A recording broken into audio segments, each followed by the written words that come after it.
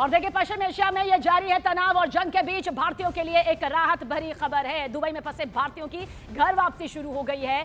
3 दिन के अंतराल के बाद दुबई से भारत के लिए उड़ानों का सीमित संचालन बहाल किया गया। अमीरात की पहली उड़ानों में से एक दुबई से बेंगलुरु के लिए रवाना हुई, तो वहीं मुंबई और चेन्नई के लिए भी फ्लाइट्स ने उड़ान भरी। दुबई एयरपोर्ट से फिलहाल सीमित उड़ानों की ही इजाजत है। आखिरकार घर लौट रहे यात्रियों के चेहरों पर अपने घर लौटने की, वतन वापसी की खुशी साफ दिखाई दे रही है। होना लाजमी भी है। मौत के मुंह से निकलकर ये जिंदगियां देखिए वापस आई हैं। दुबई से मुंबई, चेन्नई और बेंगलुरु पहुंच रहे भारतीय अब राहत भरी सांस ले रहे हैं और इसके लिए भारत सरकार लगातार एक्टिव मोड पर भी थी ताकि जल्द से जल्द इनकी सुरक्षित वापसी हो सके। दिल्ली के लिए फ्लाइट से बैठ रहा था, वहाँ के लिए इंडिया में खुल हो गया। मैं बोला बॉम्बे कहीं मिले, कहीं पर मिले, बस इंडिया पहुँचे। इंडिया आके बहुत खुशी महसूस हो रहा है। और तो पब्लिक सब परेशान थी, होटलों में जगह नहीं मिला था, पब्लिक नीचे ही लेटी हुई थी, अपना टाइम निकाल रही थी। तो आज इसी तरह से जब हम लोगों को चांस मिला कि बॉम्बे के लिए फ्लाइट निकलने वाली, तो हम लोगों ने तुरंत जो है रिक्वेस्ट किया और इमीडिएट से, और हम लोगों ने हमें तुरंत गाड़ी प्रोवाइड की और हम लोग को एयरपोर्ट भेजा और जस्ट हम लोग अभी यहाँ पे लैंड किए। ईरान ने दुबई को टारगेट करने के लिए अपने सबसे कुख्यात, सबसे ताकतवर ड्रोन का इस्तेमाल देखिए तेज कर दिया है। ईरान के शाही ड्रोन ने दुबई को टारगेट बनाया। दुबई वो जगह है जिसे दुनिया का सबसे महफूज टैक्स हेवन कहा जाता है, लेकिन अब वहां धमाकों की गूंज से हाहाकार मचा हुआ है। Oh my God.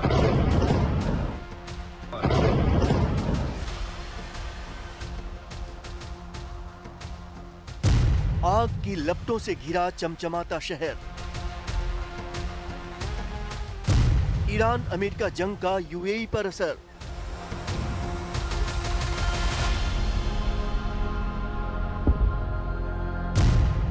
ईरान का हमला, दुबई में दहशत।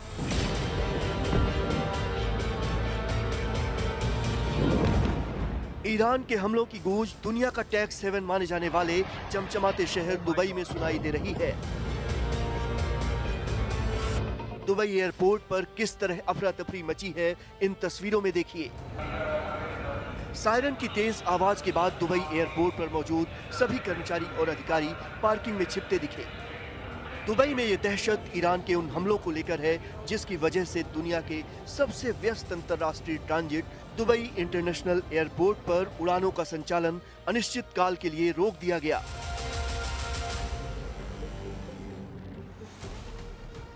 ईरान की ओर से खाड़ी देशों में दागी गई बैलिस्टिक मिसाइलों के बाद सुरक्षा को देखते हुए यह कदम उठाया गया। ईरान के हमले में दुबई एयरपोर्ट को भारी नुकसान हुआ। सभी फ्लाइट्स बंद हैं, दुनिया भर के यात्री फंसे हुए हैं और एयरपोर्ट पर हमले की इन तस्वीरों ने सबको हिलाकर रख दिया है। The last few hours have been extremely tense. We could hear the sounds of interceptions overhead, and a few hours later there was explosion very close to where we were holed up at Dubai airport. My coach was barely about 100 meters away where it happened, and had to quickly move out of the area. Experiencing something like this in such close quarters is truly it truly shakes the very foundation you're built on, and you never expect these things to happen to you or anyone close to you, but sometimes situations are beyond your control. Currently we are safe now and have been moved to a more secure place. Dubai पर Iran के हमले की वजह से वहां फंसे भारतीय भारत सरकार से मदद की गुहार लगा रहे हैं। जंग स्टार्ट हो गई है, रिसेंटली सुबह से यहाँ एयर स्ट्राइक्स हो रही है। तो हमारी रिक्वेस्ट है गवर्नमेंट ऑफ इंडिया से और मिनिस्ट्री से कि हमें जल्दी से जल्दी इवैक्यूएशन प्रोसेस स्टार्ट किया जाए, क्योंकि अभी एयर स्पेस भी बंद हो चुकी है और हम कोई स्टूडेंट अभी यहाँ से निकल भी नहीं सकता है। रिसेंट गाइडलाइंस जो कि एम्बेसी की तरफ से आई हैं कंट्री लीव करने की, इस मसले को मद्देनज़र रखते हुए हम आपसे रिक्वेस्ट करते हैं कि हमारी मदद कीजिए ताकि हमारे एग्ज़ाम्स और क्लास पोस्टपोन हो सके और हम कंट्री सेफली एग्जिट कर सकें। सोशल मीडिया हैंडल्स पर किए जा रहे दावों के मुताबिक ईरान की शाहिद ड्रोन ने दुबई को निशाना बनाया। पर्यटन स्थल पाम जुमेराह में भी भीषण हमले की खबर है।